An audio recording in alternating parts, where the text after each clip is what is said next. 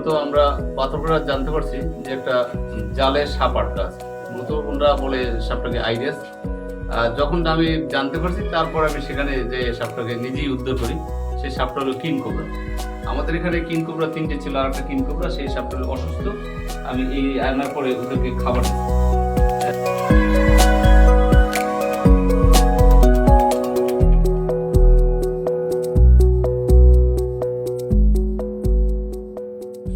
এক ধরনের নিষেধ, মূলত এরা রাতে চলাফেরা করে।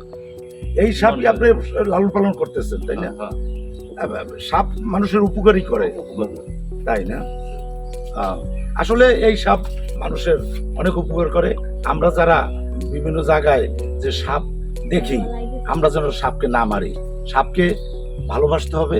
সাপ এ দেশের সম্পদ। এই সাপ দিয়ে আমাদের বৈদেশিক মুদ্রা অর্জন করা যাবে।